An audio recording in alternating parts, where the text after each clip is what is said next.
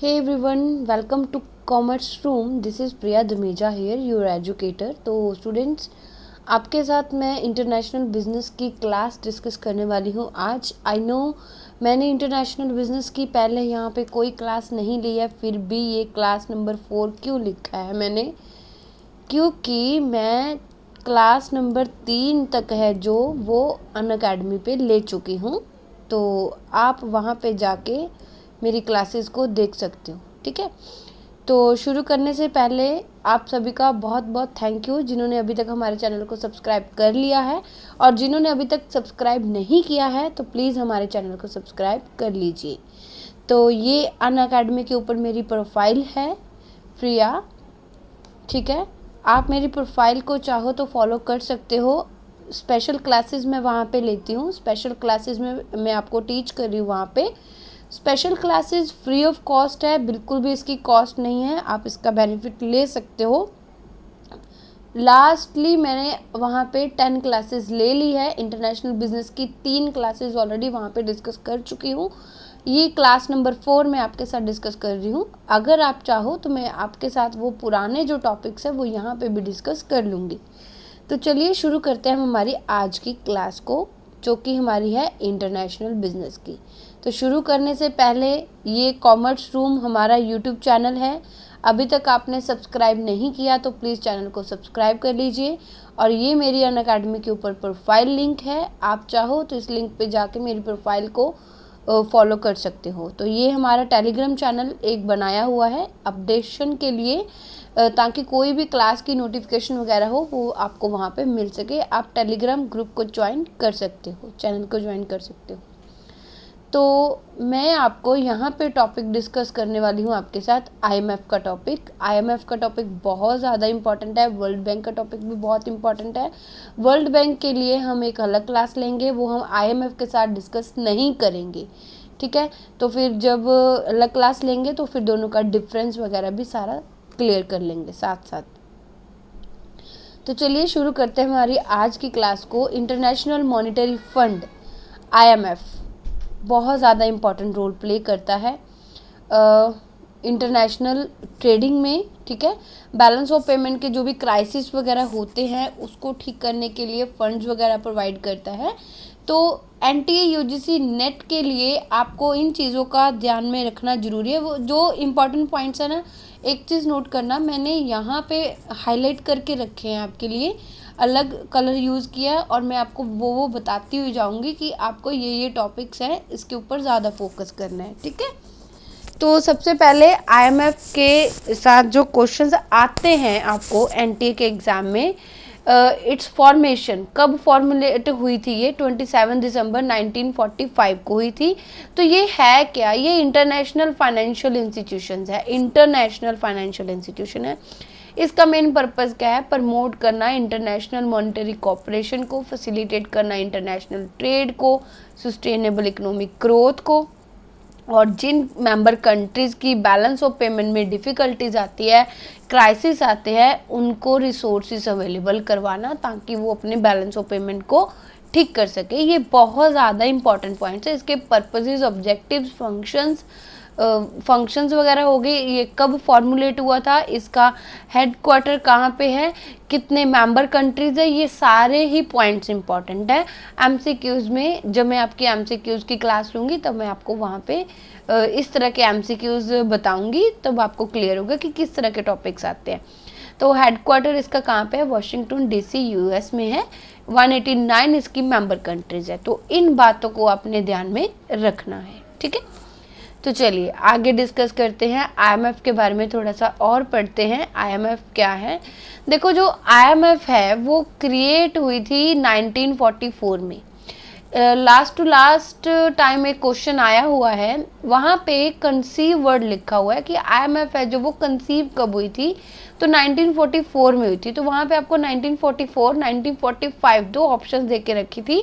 तो आंसर आपका 1944 बनता था, क्योंकि उन्होंने उनकी क्या पूछा था, कंसीव पूछा था कि कब ये आई थी. ओके, इस्टेब्लिश कब हुई थी, वो 1945 में हुई थी.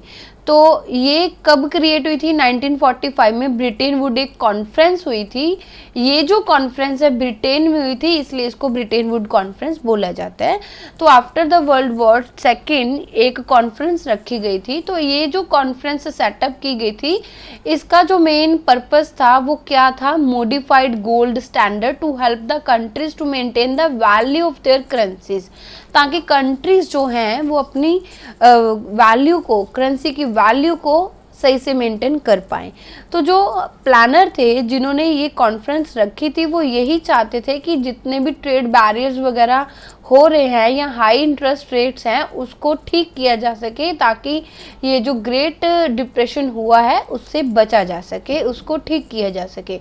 तो ब्रिटेन वुड कॉन्फ्रेंस इन्होंने रखी थी। तो उस कॉन्फ्रेंस का जो रिजल्ट कह सकते हैं, या उस कॉन्फ्रेंस से जो दो मेन बने थे आपके, तो उनमें से था सबसे पहला हमारा आईएमएफ और दूसरा था हमारा वर्ल्ड बैंक। तो ये बहुत बार क्वेश्चन आ चुका है कि ब्रिटेन वुड कॉन्फ्रेंस है जो, उसके ट्विन्स कौन कौन से? उसके ट्विन्स है आईएमएफ एंड वर्ल्ड बैंक, दो हैं। इंपॉर्टेंट क्वेश्चन है ये, ठीक है। तो आईएमएफ कंसीव्ड हुआ था इन जुलाई 1944 at the United Nations conference, जो कि ब्रिटेन में हुई थी, जैसा आपको पहले बता दिया, ठीक है। तो इसका जो मेन गोल था वो क्या था इस कॉन्फ्रेंस का? वो किसके ऊपर कॉन्सेंट्रेट कर रहे थे? Securing the financial stability, facilitating the international trade, aboliting the high rates of unemployment and reducing the poverty around the world। तो इनके ऊपर मेन इन्होंने बात करनी थी, ये इनका मेन गोल था, ठीक है। तो जो आईएमएफ है हमारी, उसके फंक्शंस है ईयर बाय ईयर चेंज होते जा रहे हैं, बहुत ज़्यादा बढ़ रहे हैं, एक्सपैंड कर रहे हैं वेरियस फैक्टर्स में, जैसे इकोनॉमिक, सोशल, पॉलिटिकल फैक्टर्स, ये सारे फैक्टर्स ये कंसिडर कर रहे हैं। आई होप यहाँ तक आपको क्लियर होगा। तो जो इम्पॉर्टेंट पॉइंट है वो मैं आपको बार बार करवाती हूँ, वो बार बार इसलिए करवाती हूँ ताकि आपको एक ही लेक्चर में ये सारा क्लियर हो जाए। तो आईएमएफ है जो, वो क्या है, इसका हेडक्वार्टर कहाँ पे है, ये बहुत इंपॉर्टेंट पॉइंट है, वाशिंगटन डीसी। इसके जो मेंबर कंट्रीज है वो 189 है। इसके जो मेन फंक्शंस है, इसके जो पर्पस है, इसका जो ऑब्जेक्टिव्स है वो बहुत ज़्यादा इंपॉर्टेंट है। तो वो क्या है? पूरे ग्लोबल लेवल पे मॉनेटरी कॉपरेशन होना, secure the financial stability, facilitate the international trade, promote the high level and sustainable economic growth and reduce the poverty around the world wide, periodically depending upon the World Bank for its resources। No doubts, इनको जो है world bank के ऊपर depend रहना पड़ता है resources के लिए, पूरी तरह से नहीं, जब भी नीड होती है, ठीक है। तो ये इसके जो मेन है पर्पस है, इसका जो फंक्शंस है वो ये है। ओके, आई होप यहाँ तक आपको क्लियर होगा। तो ये बात को ध्यान में रखना है कि ये फॉर्म कब हुई थी? 1944 में at the Britain would conference में हुई थी। ओके, ये चीज़ ध्यान में रखनी है आपने। रिकंस्ट्रक्टिंग गोल क्या था? Reconstructing the internal payment system को इन्होंने रिकंस्ट्रक्ट करना था, क्योंकि पहले गोल्ड वगैरह होता था एक्सचेंज में। Now it plays a central role in the management of balance of payment difficulties. ये बहुत ज़्यादा इंपॉर्टेंट पॉइंट है, क्योंकि इसमें से क्वेश्चन आया हुआ है। Balance of payment difficulties and international financial crisis. Countries जो है वो कंट्रीब्यूट करती है, contribute funds to pool through the quota system. देखो, जो मेंबर कंट्रीज होती है ना, आईएमएफ की जो फंडिंग कैसे होती है, आईएमएफ की फंडिंग के लिए क्या होता है कि जो हमारी मेंबर कंट्रीज होती है वो फंड्स को पूल करती है, इकट्ठा करती है बाय द कोटा सिस्टम, ठीक है। तो जो हमारी कंट्रीज होती हैं जिनका बैलेंस ऑफ पेमेंट में प्रॉब्लम चल रहा होता है, तो वो आईएमएफ से मनी को क्या कर सकती है? बोरो कर सकती है। और कहाँ से बोरो करते हैं? वो अपना जो उनका कोटा सिस्टम होता है ना, उन्हीं अमाउंट में से बोरो कर सकती है अपने बैलेंस ऑफ पेमेंट को ठीक करने के लिए, ठीक है। तो और कौन कौन से इसकी एक्टिविटीज है, जैसे gathering of the statistics and analysis, ये सारे काम करते हैं, ठीक है। तो इसके जो मेन ऑब्जेक्टिव है, ऑब्जेक्टिव्स बहुत ज़्यादा इंपॉर्टेंट है, इसके ऊपर बहुत ही अच्छे से आपने ध्यान देना है। इंटरनेशनल मॉनेटरी कॉपरेशन का इसका मेन है एक प्रमोट करना, इंटरनेशनल ट्रेड में high employment, exchange rate stability, ये पॉइंट भी बहुत ज़्यादा इंपॉर्टेंट है, एक्सचेंज रेट स्टेबिलिटी, ठीक है, इसके ऊपर भी क्वेश्चन आया हुआ है। Sustainable economic growth and making the resources available to the member countries in its financial difficulty, जब भी मेंबर कंट्रीज को फाइनेंशियल डिफिकल्टीज होंगी तो वो वहाँ पे उनकी हेल्प करेंगी। कहाँ कब होती है, जब उनको मेनली क्या होती है, बैलेंस ऑफ पेमेंट में प्रॉब्लम होती है, बैलेंस ऑफ पेमेंट और एक्सचेंज रेट स्टेबिलिटी, ये इसके ऊपर एक दो बार आया हुआ है क्वेश्चन, तो खास ध्यान रखना है इसका। बाकी भी पॉइंट्स इंपॉर्टेंट है, तो जो मेजर आए हुए हैं जो मेरे माइंड में थे वो मैंने आपको साथ साथ बता दिए, ठीक है। तो जो IMF के फंड्स हैं, मेजर 2 सोर्सेस है, that is the quota system and loans. तो कोटास क्या है, कोटास है पूल्ड फंड्स या पूल्ड फंड्स, ठीक है। तो जो हमारे मेंबर नेशंस होते हैं, जो हमारी मेंबर कंट्रीज है, वो क्या करते हैं, फंड्स को इकट्ठा करते हैं, किस लिए, ताकि IMF के फंड्स को जनरेट किया जा सके। तो जो आपका कोटा का साइज है वो डिपेंड करता है economic and financial importance in the world, कि कंट्री का जो मेंबर कंट्री है ना, मेंबर कंट्री, उसका इकोनॉमिक सिस्टम क्या चल रहा है, इकोनॉमी उसकी कैसी चल रही है, उस हिसाब से उसका जो है कोटा का साइज डिपेंड करेगा। सिंपल सी बात है, अगर आप इसको समझना चाहो ना सिंपल वर्ड्स में, जैसे हम किसी कंपनी में शेयर्स में पैसा लगा रहे हैं, शेयर्स में पैसा हम कितना लगाएंगे, अभी उन्होंने तो कोई लिमिट नहीं रखी ना कि आप 10 ही खरीद सकते हो, 20 ही खरीद सकते हो, जितना आपके पास पैसा आप उतनी इन्वेस्टमेंट कर दोगे। तो आपका जो मेंबर कंट्री है उसकी इकोनॉमिक और फाइनेंशियल इंपॉर्टेंस वर्ल्ड में क्या है, उसके बेसिस पे आपका जो कोटा का साइज है वो डिपेंड करता है। तो जितना ज़्यादा लार्जर होगा इकोनॉमिक इंपॉर्टेंस जिस नेशन का, उतना ही उसका जो है कोटा ज़्यादा होगा। जैसे यूएस है जो डेवलप्ड कंट्री में आता है, ठीक है, तो उसका जो साइज़ होगा कोटा का वो ज़्यादा होगा, और इवन ज़्यादा है भी, उसका सबसे ज़्यादा उसी का ही है, ठीक है। तो जो हमारा कोटा है वो इंक्रीज पीरियोडिकली, ये जो कोटा है ये नहीं एक बार जो फिक्स हो गया बस, ठीक है, ये पीरियोडिकली इंक्रीज होता रहता है। जैसे हमारा इंडिया है वो पहले टॉप 10 कंट्रीज़ में नहीं आता था, अगर हम कोटा सिस्टम के अकॉर्डिंग बात करें तो अभी जो है इंडिया हमारा टॉप 10 में एंट्री कर चुका है।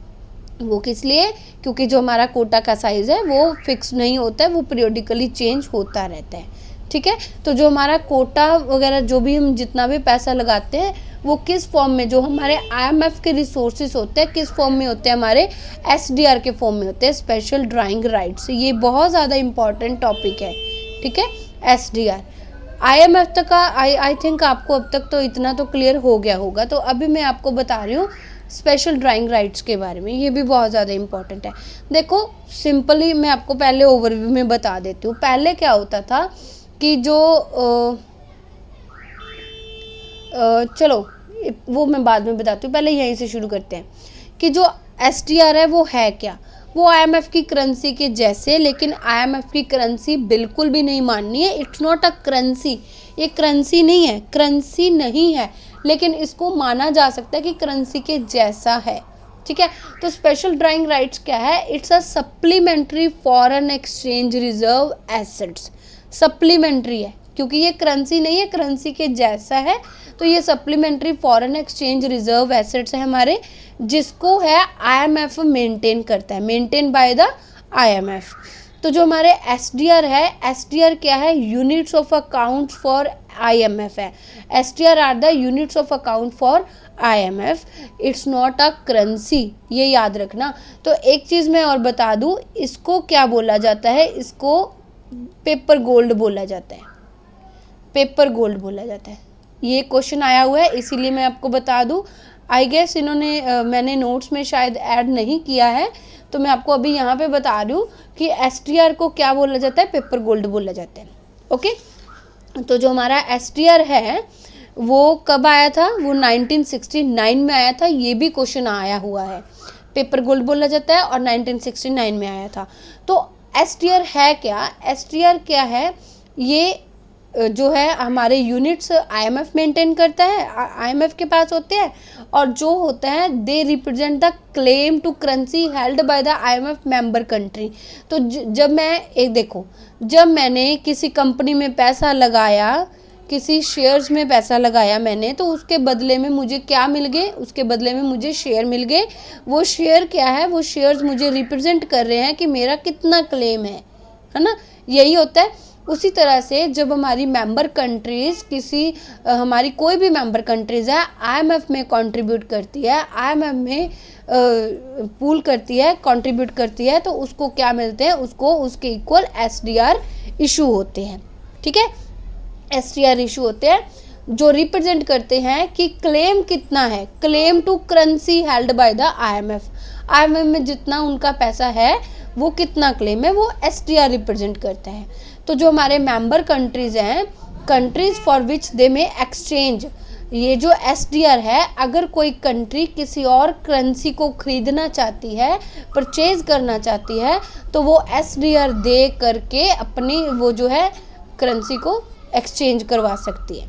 ठीक है, तो SDR was created in 1969 to the supplement a shortfall to prefer the foreign exchange reserve assets namely gold and US dollar. देखो पहले क्या होता था, अभी ये देखो कि जो एसडीआर है वो क्रिएट हुए थे 1969 में। शॉर्टफॉल किसका प्रेफर एक्सचेंज, पहले क्या होता था, यूएस डॉलर और गोल्ड वगैरह होता था। पहले जो हमारे एसडीआर थे ना, एसडीआर को डिटर्मिन, इसकी वैल्यू कैसे डिटर्मिन की जाती थी, इसकी वैल्यू डिटर्मिन की जाती थी यूएस डॉलर के इक्वल, यूएस डॉलर के इक्वल इसकी वैल्यू डिटर्मिन की जाती थी।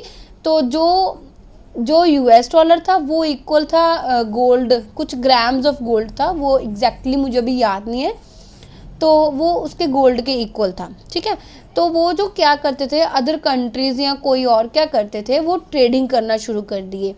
ट्रेडिंग करना कैसे शुरू कर दिया, एक एसडीआर $1 के इक्वल था, और उसके ऑपोजिट जो डॉलर है उसके इक्वल जो गोल्ड है उसका जो क्या चल रहा था। ठीक है, तो यहाँ पे इन्होंने ना ट्रेडिंग वगैरह शुरू करनी कर दी। तो ऐसा होता था कि यूएस में से एसडीआर वगैरह जब बराबर हो गए थे ना उनके, तो उन्होंने गोल्ड परचेज करके, सस्ते में गोल्ड परचेज करके हायर में अपना जो है गोल्ड वगैरह बेचना शुरू कर दिया था। तो यही होती है ट्रेडिंग, और क्या होती है, खरीद लिया बेच लिया। तो इस तरह से जो है यूएस डॉलर और गोल्ड वगैरह की अगेंस्ट ट्रेडिंग करना शुरू कर दिया था। तो यूएस डॉलर वालों ने, यूएस ने क्या कहा कि नो, अभी ऐसा नहीं चलेगा, क्योंकि इससे हमारा जो बैलेंस ऑफ पेमेंट है वो बहुत ज़्यादा इफेक्ट हो रहा है, हम नहीं करेंगे, हमारे हाथ खड़े हो गए। तो यूएस डॉलर जो पहले एक लौती करेंसी थी, तो फिर उसके अगेंस्ट 5 मेजर करेंसीज को, पहले क्या था कि यूएस डॉलर को ही रखा जाता था, फिर बोला कि नहीं, एसडीआर की जो वैल्यू है वो और करेंसी की, और कंट्री की करेंसी की वैल्यू के साथ डिटर्मिन होगी। तो मेजर इनकी 4 करेंसीज थी जिनको बास्केट में रखा था एसडीआर की वैल्यू डिटर्मिन करने के लिए। ओके, आई होप यहाँ तक आपको क्लियर होगा।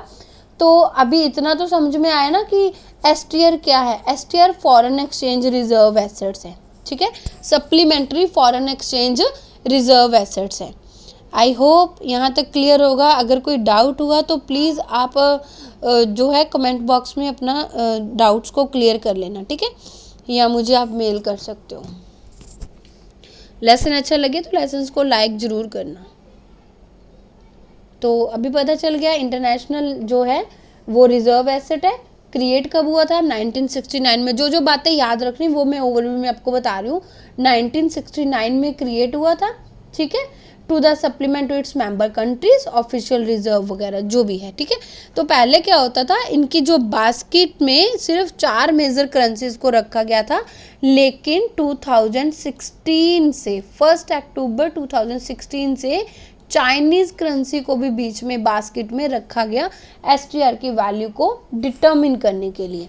ठीक है, तो ये वाला टॉपिक भी आपका इम्पोर्टेंट बनता है कि बास्केट में कौन कौन सी करेंसीज आती है। ठीक है, तो ये करेंसीज आपको दे करके रखी है, इन करेंसीज के नाम याद कर लो और ऐसे ही याद करने हैं सीरीज वाइज। ओके, अभी मैं आपको और बता देती हूँ ताकि आपको और क्लियर हो जाए।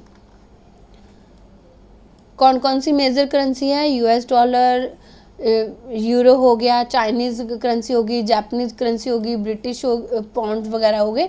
तो ये जो इनके शेयर्स वगैरह हैं ये आपको याद रखने की ज़रूरत नहीं है, बट स्टिल अगर आप कर रहे हो, कर सकते हो तो प्लीज़ इतना कर ही लेना तो अच्छा है। तो ये जो है आपका सबसे पहले यूएस डॉलर, सबसे ज़्यादा शेयर देखो किसका है, 41.73% यूएस डॉलर का, ठीक है। तो ये ऐसे सीरीज वाइज है, ये आपको शेयर वाइज देख के रखा होगा कि थर्ड नंबर पे चाइनीज़ करेंसी आ रही है, देन जापानीज़ आ रही है, देन ब्रिटिश आ रहे हैं। तो ये जो चार्ट है आपको दिया हुआ है, यहाँ पे एक मिस्टेक है तो इसको मैं क्लैरिफाई कर देती हूँ आपको। यहाँ पे ये रहा मेन, तो हमारा मकसद ये जो आपको साइड पे दे के रखी है करेंसी, मेजर करेंसी कौन कौन सी आती है, बस ये ध्यान में रखनी है आपने, ठीक है। मेजर करेंसी कौन कौन सी है एसटीआर की वैल्यूएशन में। आई होप यहाँ तक आपको क्लियर होगा। चलिए आगे चलते हैं, थोड़ी सी रिवीजन कर लेते हैं आईएमएफ के ऊपर। तो रिवीजन में आपको जो मेजर पॉइंट्स हैं वो आपको ये ध्यान में रखने हैं। पहले कब कंसीव हुई थी, कंसीव के बारे में बात करें ना, कंसीव के बारे में कब हुई थी, 1944 में हुई थी, ठीक है। इन यूनाइटेड नेशन कॉन्फ्रेंस हुई थी आपकी ब्रिटेन वुड्स में जुलाई 1944 में। तो ऑफिशियली कब क्रिएट हुई है, ऑफिशियली ये क्रिएट हुई है 1945 में। इसका हेडक्वार्टर वाशिंगटन डीसी यूएसए में है, ओके। ये बहुत ज़्यादा इंपॉर्टेंट पॉइंट है। उसके बाद वर्ल्ड बैंक और इंटरनेशनल जो है आपकी मॉनेटरी फंड है, वर्ल्ड बैंक और आईएमएफ दोनों ब्रिटेन वुड ट्विन्स माने जाते हैं, कहलाते हैं। ये दोनों ही क्रिएट हुए हैं at the end of world war 2 by the US and British government, ठीक है। जब ये आपकी ब्रिटेन वुड कॉन्फ्रेंस हुई थी तो उसके रिजल्ट से, उसके कंक्लूजन से ये वर्ल्ड बैंक और आईएमएफ आया था, जिस वजह से दोनों एक साथ आए थे, जिस वजह से इनको ब्रिटेन वुड ट्विन्स भी बोला जाता है, ओके। तो ये मेजर पॉइंट्स है जो मैंने आपको बताए हैं, ये आपने अच्छे से ध्यान में रखने हैं। आई होप ये तो अभी आपकी बातें दिमाग में रहेंगी। बहुत ही आराम से मैं चल रही हूँ। पर्पस देख लेते हैं, कितनी बार करवा दिए, अब तो याद हो गए होंगे। मॉनेटरी कोऑपरेशन प्रमोट करना, फैसिलिटेट करना, expansion and balanced growth of the international trade, international trade की जो ग्रोथ है वो बैलेंस्ड हो, ठीक है। High level of income and real income and employment को अच्छे से प्रमोट करना, देन मेंटेन करना, कंट्रीब्यूट करना उसके लिए। To promote the exchange stability, ये बहुत ही मेजर पॉइंट है, exchange rate stability, okay. Maintain orderly the exchange rate arrangements among the member states. तो बस ये वाला पॉइंट मेजर है, exchange rate stability, competitive currency depreciations. उसके बाद और क्या क्या आ जाते हैं, इन्होंने असिस्ट किया मल्टीलेटरल सिस्टम को, पेमेंट सिस्टम के लिए मल्टीलेटरल सिस्टम को लेके आया, इस्टेब्लिश किया of the current transaction among the member countries and eliminating the foreign exchange restriction that hamper the world trade. Foreign exchange restrictions जो थी पहले उसको ख़त्म किया और मल्टीलेटरल सिस्टम को लेके आए पेमेंट के लिए, जो हमारे करंट ट्रांजैक्शन होती है, ताकि हमारा वर्ल्ड ट्रेड हैम्पर ना हो। और मेजर जो पॉइंट इसका जो है पर्पस का, that is your disequilibrium in the balance of payment, उसको हेल्प करना, उसके लिए फंड अवेल करवाना, ताकि हमारी जो मेंबर कंट्री है वो अपने बैलेंस ऑफ पेमेंट को ठीक कर सके, ओके। आई होप यहाँ तक आपको क्लियर होगा। ऑब्जेक्टिव भी सारे मिलते जुलते हैं, देखो कुछ खास फर्क नहीं है, सेम ही होते हैं purpose, objective, functions. Balance international trade, exchange rate stability, ठीक है। एक्सचेंज रेट रिस्ट्रिक्शंस को मिनिमाइज करना, एलिमिनेट करना। बैलेंस ऑफ पेमेंट की बात करें, इम्बैलेंस, एडवर्स बैलेंस है जब आपका, उसको असिस्ट करना, grant economic assistance to the member countries for eliminating the adverse imbalance in the balance of payment, minimize the imbalances in the quantum and duration of the international trade, okay. I hope यहाँ तक आपको clear होगा।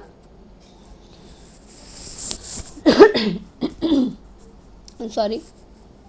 Then बात कर रहे हैं IMF financing and voting share system की, quota system के बारे में बात कर रहे हैं, ठीक है। इसकी फाइनेंसिंग वगैरह कैसे होती है। तो the voting share of the member nation is tied to the members financial commitment to the IMF।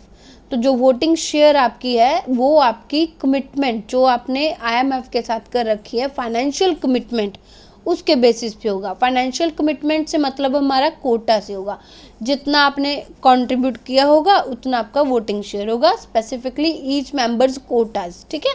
तो कोटा की ही बात कर रहे हैं। कोटा क्या है आपका, financial commitment to the IMF। तो जो हमारा कोटा है वो डिफाइन करता है members fundamental relations with the IMF। Fundamental relation IMF के साथ हमारे क्या है। तो among the other consideration member nations quota determines, और इसके अलावा और क्या क्या डिटर्मिन करता है नेशन का जो हमारा कोटा होता है। पहली बात तो हमारा maximum financial obligation member country का IMF के लिए, देन हमारी वोटिंग पावर हमें कोटा से पता चलती है, देन मैक्सिमम जो हमारी अमाउंट है फाइनेंसिंग असिस्टेंट की मेंबर में ऑर्डिनरली असेस, कितना वो ले सकता है, फाइनेंशियल असिस्टेंट कितना ले सकता है, ओके। जितना आपने कोटा में कंट्रीब्यूट किया हुआ है तो आप एक टाइम पे कितना ले सकते हो। आई गेस ये 200% होता है एक टाइम के लिए। मान लो मैंने 10,000 के लिए कंट्रीब्यूट किया हुआ है, किसी कंट्री ने 10,000 के लिए कंट्रीब्यूट किया हुआ है, तो वो 200% तक ले सकता है। तो एक टाइम पे के लिए मैं 20,000 तक ले सकती हूँ, और ये अप टू आई गेस 600 तक होता है। तो इतनी ही लिमिट होती है, ठीक है, फाइनेंशियल असिस्टेंट के लिए। तो फाइनेंशियल असिस्टेंट किसके ऊपर डिपेंड करता है, हमारा कोटा सिस्टम, कोटा हमारा जितना है उसके ऊपर। Quota itself determine through the formula based. Quota कैसे डिटर्मिन होता है ये देख लो। कोटा कैसे डिटर्मिन होता है, कोटा डिटर्मिन होता है कंट्री की GDP के बेसिस पे, ओपननेस, वेरिएबिलिटी एंड रिजर्व के बेसिस पे होता है, ठीक है। तो जो हमारा मेंबर नेशन है उसका जो कोटा है वो कैसे डिनोमिनेट किया जाता है, by the SDR, denominated in SDR। SDR in IMF is a reserve assets. क्या होते हैं, रिजर्व एसेट्स। अभी मैंने ऊपर आपको बताया कि SDR क्या होते हैं। SDRs are the reserve assets जो कि प्रोवाइड करते हैं मेंबर्स को a claim on the other currencies. Claim on the other currencies मतलब आप परचेज कर सकते हो, अगर आपको कोई और करेंसी चाहिए तो आप उसको परचेज कर सकते हो, लोन ले सकते हो, लेकिन थोड़े टाइम के बाद। ये IMF की फैसिलिटीज़ के अंदर आता है कि कितने टाइम के बाद आपको उसको रीपे करना होता है, ठीक है। IMF is a careful to note that SDR is not a currency. ये मैंने आपको पहले भी बता दिया कि SDR एक करेंसी नहीं है, it is a basic unit of account for the IMF। जो हमारे वैल्यू है SDR की वो डिटर्मिन होती है डेली बेसिस पे। जो हमारे एक्सचेंज रेट है, बास्केट ऑफ करेंसीज की एक्सचेंज रेट है उसके ऊपर डिपेंड करती है। तो मेजर करेंसी कौन कौन सी है, 5 करेंसीज आपको ये पता होनी चाहिए। ये मेजर करेंसीज हैं जो कि एग्ज़ाम में काफ़ी बार पूछी जा चुकी हैं कि मेजर करेंसी कौन कौन सी हैं। ये मेजर करेंसीज हैं, आप इसको अच्छे से याद रख लेना, ठीक है। ये एक एग्जाम्पल के लिए आपको बताया गया है, ये 2018 का है, ये मत सोचना, ये सिर्फ समझाने के लिए। अगर आप इसको करना चाहो 2020 का देखना चाहो तो आप इसको गूगल कर लेना। तो 1 SDR equated to the SDR value. इस तरह से डॉलर जो है, $1 इतने SDR की वैल्यू के ऊपर इक्वल होगा, इतने वैल्यू के ऊपर इक्वल होगा। लेकिन हमें 5 मेजर करेंसीज को लेना होता है, और भी करेंसीज की उसकी जो है एक्सचेंज रेट के बेसिस पे देखेंगे एट द एंड हमारी जो है SDR की वैल्यू क्या होगी। उसके लिए मेजर 5 करेंसीज को लिया जाता है। तो ये हो गया, इस तरह से आपके SDR की वैल्यू डिटर्मिन होती है। किसके बेसिस पे, exchange rates for the baskets of currencies. I hope यहाँ तक आपको क्लियर होगा। देखो नेक्स्ट है, member pays their quota by depositing 25% of their quota with IMF in a widely circulating currency। जो ज़्यादा चलने वाली करेंसी है उसमें पे करेंगे, और इन SDR।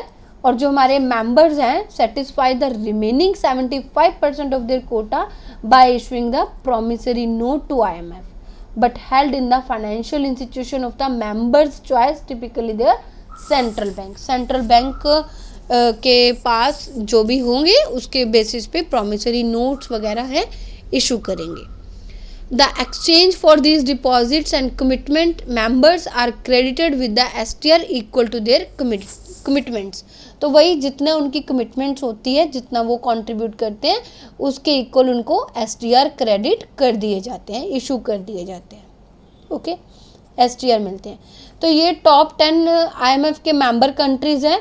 About the quota and voting power, तो पहले ही बताया जितना आपका कोटा होगा उसके बेसिस पे ही आपको पावर मिलेगी, वोटिंग पावर मिलेगी. ठीक है, तो ये हम सिंपली समझ सकते हैं जैसे शेयर होल्डर का जितना शेयर एक कंपनी में लगाएगा, पैसा लगाएगा, उतना उसका वोटिंग पावर होगा. तो उसी तरह से है ये. ठीक है, तो आप देख सकते हो ये टॉप 10 कंट्रीज़ है, ज़्यादा याद रखने की ज़रूरत नहीं है. ये चाइना एंड इंडिया रिसेंटली जो है टॉप 10 कंट्रीज़ में आए हैं. ठीक है, चाइना 3rd नंबर पे पहुंच चुका है और इंडिया है जो हमारा वो 8th पोजीशन में है. इंडिया 8th पोजीशन में है. हमें खास इंडिया से ही लेना देना है, तो इंडिया को ही देखते हैं. तो इसका कोटा शेयर कितना है 2.76 एंड वोटिंग शेयर इसका कितना है उसके बेसिस पे 2.64. आई होप आपको यहाँ तक क्लियर होगा. देन आगे बात कर लेते हैं कोटा का जो है आपका करंट भी बता ही रही हूँ आपको. वोटिंग पावर एंड IMF की जो बोर्ड ऑफ गवर्नर्स है, आपको इतना ही याद करना है, समझना है, याद नहीं करना, समझना है. ठीक है, तो इसका देखो स्ट्रक्चर कैसा है. तो जो हमारे बोर्ड ऑफ गवर्नर्स हैं, board of governors are the highest decision making body for the IMF. तो सबसे ऊपर कौन आते हैं, बोर्ड ऑफ गवर्नर्स आते हैं, जिसमें एक गवर्नर होता है एंड एक अल्टरनेट गवर्नर होता है फ्रॉम ईच मेंबर कंट्रीज, हर एक मेंबर कंट्री से.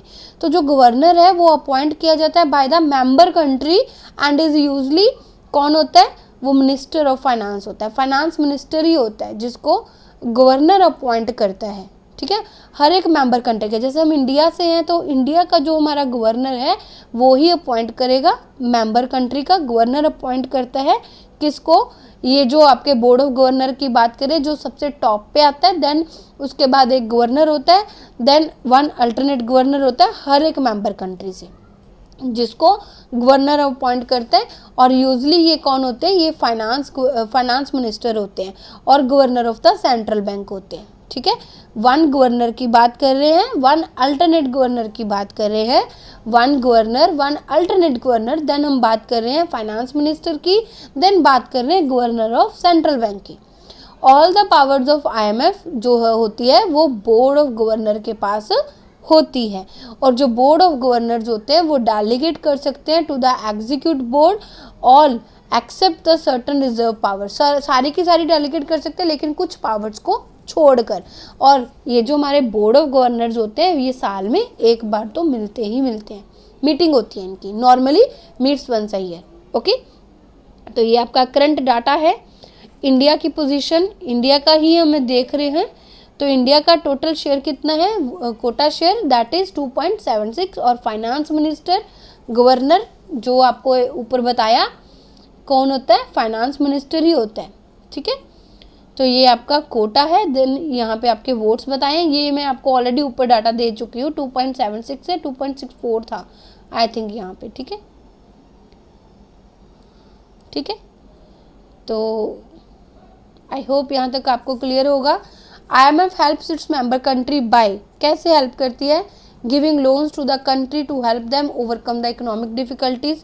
एडवाइस देती है सेंट्रल बैंक को इकोनॉमिक ट्रेंड्स के ऊपर, गवर्नमेंट को, सेंट्रल बैंक को एडवाइस देती है और फैसिलिटेट करती है growth of international trade, international trade को बढ़ाती है, जॉब क्रिएट करती है, economic growth, then poverty reduction, providing technical assistant and training to help the countries to improve the management of their economies, lending countries foreign exchange when needed on a temporary basis under the adequate safeguard to help them address the balance of payment problem. ये तो बहुत ही ज़्यादा important है, balance of payment में help करती है.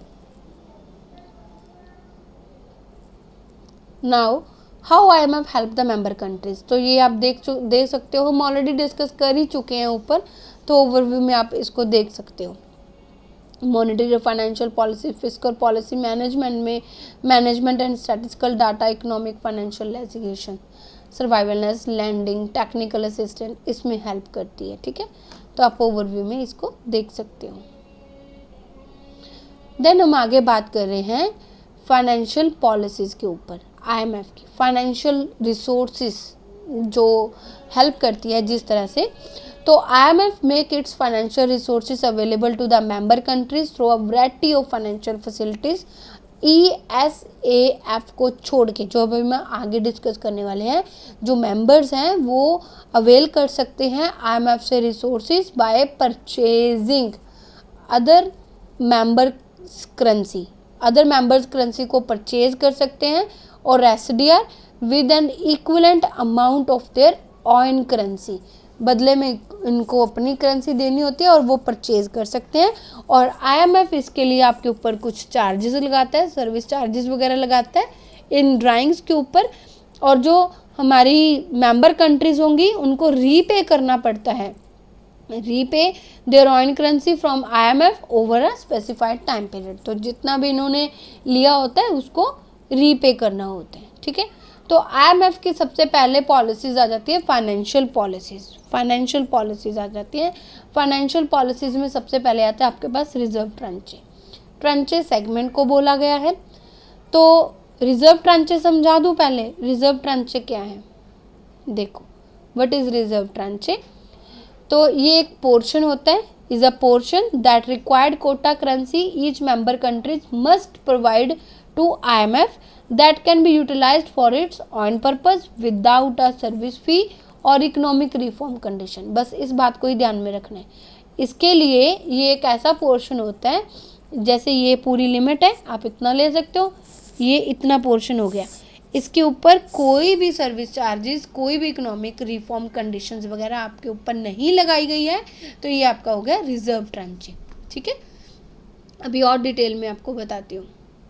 Reserve tranche, IMF is funded through its members.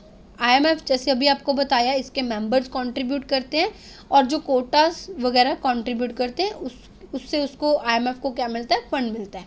तो reserve ट्रांचे क्या है, बेसिकली एक इमरजेंसी अकाउंट है जो कि IMF के मेंबर्स असेस कर सकते हैं at any time without agreeing to the conditions और पेइंग अ सर्विस फीस, बिना किसी कंडीशन के ऊपर एग्री करते हुए और बिना कोई सर्विस फी वगैरह पे करते हुए वो ले सकते हैं। और अदर वर्ड्स में हम क्या कह सकते हैं, ये एक ऐसा पोर्शन है, a portion of a member country's quota that can be withdrawn free of charge at its own discretion।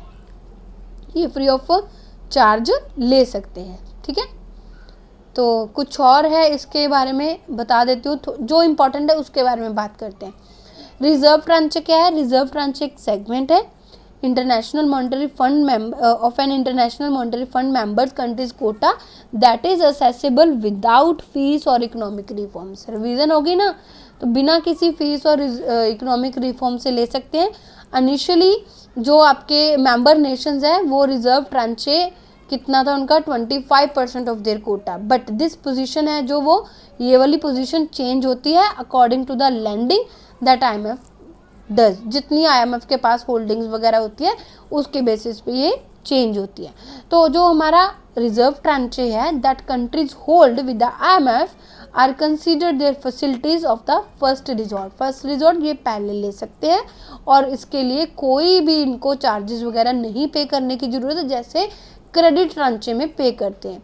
Credit ट्रांचे ऊपर वाली लिमिट आ जाती है हमारी, जिसके लिए हमें पे करना होता है। तो सबसे पहले फैसिलिटी कौन सी थी IMF की, रिजर्व ट्रांचे पॉलिसी।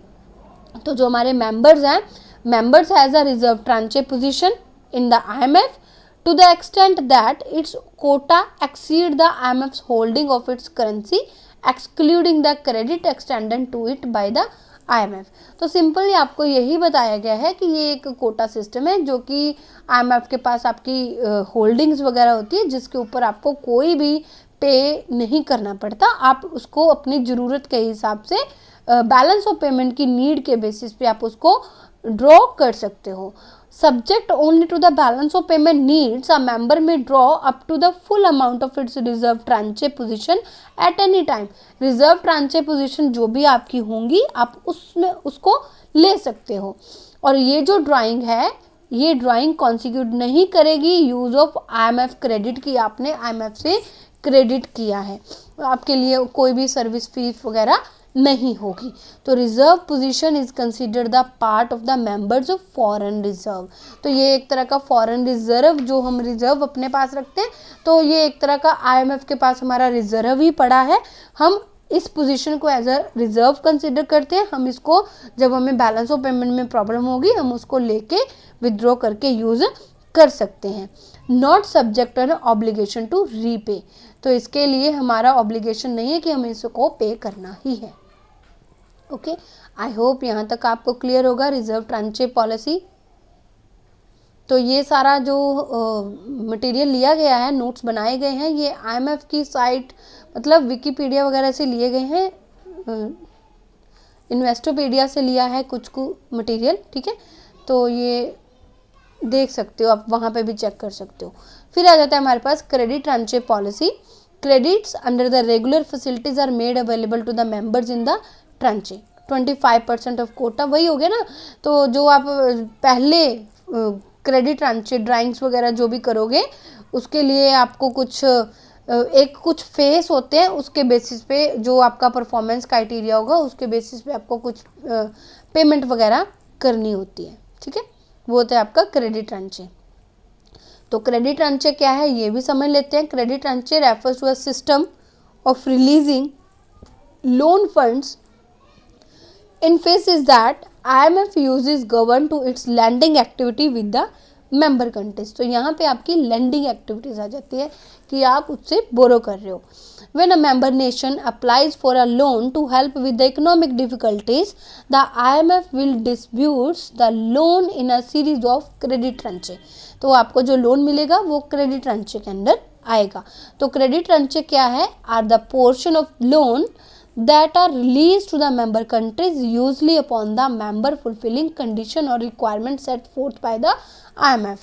तो ये आपको कब अप्रूव होगा, कब सैंक्शन होगा? जब आप उसकी कंडीशंस को मानोगे। तो रिजर्व ट्रांचे उसके ऑपोजिट क्या है? जहाँ पे आपको कोई भी नहीं करनी पड़ती है, ठीक है। रिजर्व का मतलब क्या होता है कि जो हम कुछ पोर्शन अपना साइड पे करके रखते हैं, तो यही वाला रिजर्व ट्रांचे हम कह सकते हैं कि हमारा IMF के पास कुछ रिजर्व पड़ा है, हम उसको ही यूज़ कर रहे हैं, अपने ही पैसे को यूज़ कर रहे हैं।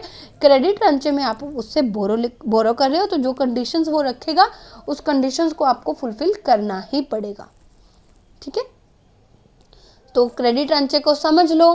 क्रेडिट ट्रांचे चंक्स ऑफ क्रेडिट है that IMF makes available to the member countries as they make the financial reforms according to the IMF guidance. IMF की गाइडेंस के अकॉर्डिंग जब वो करेगा देन उसको दिया जाता है, ठीक है। आई होप यहाँ तक आपको क्लियर होगा। तो ये आप देख सकते हो कैसे आपको लोन मिलता है। Usually last between 18 months and 3 years, 18 to 3 years के बीच में होता है ये लोन। जब स्टार्ट होता है, at the start of loan borrowing nation must demonstrate that reasonable efforts have been taken to overcome its financial difficulties। तो आपकी जो कंट्री लोन लेने वाली है उसको एफर्ट्स पूरे करने पड़ेंगे, पहले रीजनेबल एफर्ट्स लेने पड़ेंगे उन फाइनेंशियल डिफिकल्टीज को ठीक करने के लिए। If the requirement is met, अगर आपने सच्ची में कुछ किया है, आपने अपनी ओर से कुछ किया है अपनी फाइनेंशियल डिफिकल्टीज को ठीक करने के लिए, तो पहली कंडीशन तो यही होगी ना कि पहले आप अपनी ओर से कुछ करके देखो। अगर कुछ नहीं होता देन आप हमारे पास आओ, फिर आपको लोन वगैरह मिलता है। If the requirement is met the country will receive the first credit tranche of a loan. तो वो जो यूजली कितना होता है 25% ऑफ द मेंबर्स कोटा। तो quota is assigned to the new member countries based on their GDP, economic openness and international reserve. ये quota के बारे में हम पहले ही बात कर चुके हैं कि कोटा क्या है। आई होप यहाँ तक आपको क्लियर होगा। तो ये कुछ रिजर्व ट्रांचे के बारे में आपको बताया गया है, तो आप ये एक बार इसका स्क्रीनशॉट लेकर इसको देख सकते हो। देन आ जाते हैं हमारे पास policy on the emergency assistant. Emergency की बात कर रहे हैं तो ये किसके लिए होगा? नीड्स पेमेंट नीड्स आपको चाहिए, पेमेंट नीड्स है आपकी arising from the sudden and unforeseeable natural disaster, तो ये उसके लिए आप यहाँ से ले सकते हो। And in the post conflict situation, तो कितना होता है purchase up to 25% of quota, तो इतना ही होता है। तो आपको ये चीज़ का ध्यान में रखना है। पॉलिसी एमरजेंसी असिस्टेंट किसके लिए होता है? अनफोर्सेबल नेचुरल डिजास्टर। एक चीज़ को अगर मैंने यहाँ पे नोट नहीं किया है तो आप इतना को काम कर लेना कि कौन सी पॉलिसी कब आई थी, कब शुरू हुई थी, ये ईयर को याद जरूर रखना, क्योंकि ईयर्स इंपॉर्टेंट है। इसके आपसे ईयर्स भी पूछे जाते हैं, ईयर्स ज़्यादा पूछे जाते हैं आपसे कि कौन कौन से साल में ये आई थी, ठीक है। देन आ जाती है हमारे पास रेगुलर IMF फैसिलिटी, तो उसमें सबसे पहले हमारे पास आ जाती है स्टैंड बाय अरेंजमेंट SBA। ये किस लिए डिज़ाइन की गई थी? ये short term balance of payment के लिए की गई थी, जो कि होते थे डेफिसिट्स ऑफ टेम्परेरी और cyclical nature, typically for 12 to 18 months.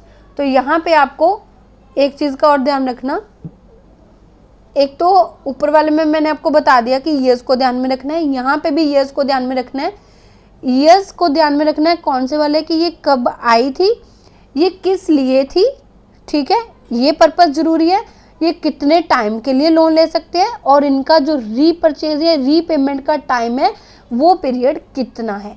ये चीज़ें याद रखने वाली है इसमें IMF में, ठीक है। बहुत ज़्यादा इंपॉर्टेंट टॉपिक है फैसिलिटीज़ का। IMF में से आते हैं क्वेश्चंस, फैसिलिटीज़ भी इंपॉर्टेंट है। देन आ जाती है extended fund facility. Extended fund facility design की गई थी support the medium term progress that generally run for the 3 years, overcome the balance of payment difficulties steaming from macro economic and structural problem. ये point important है, ठीक है। तो difficulties पहले हमने ऊपर शॉर्ट टर्म और साइक्लिकल, टेम्परेरी और साइक्लिकल में करा, मैक्रो इकोनॉमिक और स्ट्रक्चरल प्रॉब्लम्स के कारण हुआ। तो जो परफॉर्मेंस क्राइटेरिया है are applied similar to those stand by arrangements, जो भी किया होगा उसके जैसा ही जो हमने ऊपर किया। तो रीपरचेज पीरियड इसका ये वाला है, ठीक है, 4.5 to 10 years के बीच बीच में रीपे करना होता है। ये बहुत ज़्यादा इंपॉर्टेंट है, इसको ध्यान से कर लेना, ठीक है। कंसेशनल IMF फैसिलिटी, तो ये कब आई थी? 87 में आई थी। 1994 में ये लार्ज हुई है, डिज़ाइन की गई लो इनकम मेंबर कंट्रीज़ के लिए, ठीक है, उसके लिए की गई थी। और इसके ऊपर जो है बिल्कुल ही थोड़ा सा इंटरेस्ट लगाया गया, ये भी इम्पॉर्टेंट है, 0.5% का। देन आपका जो ग्रेस पीरियड आपको मिला 5.5 years का ग्रेस पीरियड, और 10 years का मैच्योरिटी पीरियड आपको दिया गया, ठीक है। इसके इस तरह से आपको इसको रीपे करना है, ये चीज़ ध्यान में रखना। रीपेमेंट का पीरियड बहुत ज़्यादा इम्पॉर्टेंट है। देन आ जाती है स्पेशल फैसिलिटी। ये कब आई थी? 1993 to 1995। ये किस लिए डिज़ाइन की गई थी? जो इकॉनमीज एक्सपीरियंस कर रही है उनका जो पेमेंट्स अरेंजमेंट, किसी भी ट्रेड में कुछ पेमेंट्स वगैरह का कुछ प्रॉब्लम चल रहा है ट्रांसफॉर्मेशन का, उसके लिए इसका जो रीपेमेंट का टाइम पीरियड था वो 4.5 to 10 years था। Systematic transformation facility. Then compensatory contingency financing, ठीक है, ये किस लिए आई थी? जो मेंबर कंट्रीज एक्सपीरियंस कर रहे हैं टेम्परेरी एक्सपोर्टिंग शॉर्टफॉल और एक्सेसेस इन अ क्रियल इंपोर्ट कोस्ट, ये इस पर्पज़ के लिए आई थी। एक्सटर्नल कंटिजेंसी इन फंड अरेंजमेंट, तो रीपरचेज पीरियड इसका कितना है? ये वाला है, ठीक है, ये याद रखना है। पीरियड ज़्यादा इंपॉर्टेंट है, रीपेमेंट का पीरियड ज़्यादा इंपॉर्टेंट है। सप्लीमेंट्री रिजर्व फैसिलिटी, ये कब आई थी? Payments difficulty due to the large short term financing need resulting from a sudden and disruptive loss of a market confidence. ये चीज़ इंपॉर्टेंट है, मार्केट कॉन्फिडेंस के कारण जो आपका हुआ है बैलेंस ऑफ पेमेंट, ठीक है, उसके कारण। तो इसका जो रीपेमेंट का पीरियड है 1 to 1.5 years, but can be extended ये डिपेंड करता है कितना आपको अप्रूवल मिलता है उसके लिए। देन लास्ट में हमारे पास आ जाता है बफर स्टॉक फाइनेंसिंग फैसिलिटी। ये 1969 में आया था, ठीक है। ये किस लिए आया था? फाइनेंशियल असिस्टेंट मेंबर्स को देनी थी with temporary balance of payment need arising from the contribution to the buffer stock establishment under the approved national commodity agreements.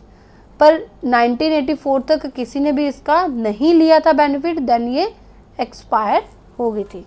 So this was all about your IMF, जिसमें मैंने आपको IMF का सारा intro part करवाया है ना, intro part करवाया, important topics भी बता दिए। देन STR हमने डिस्कस किया, STR में कौन कौन से टॉपिक्स इम्पॉर्टेंट है, कौन कौन सी करेंसीज एंड ऑल। देन इसकी हमने फैसिलिटीज़ के ऊपर बात करी जो कि इम्पॉर्टेंट है।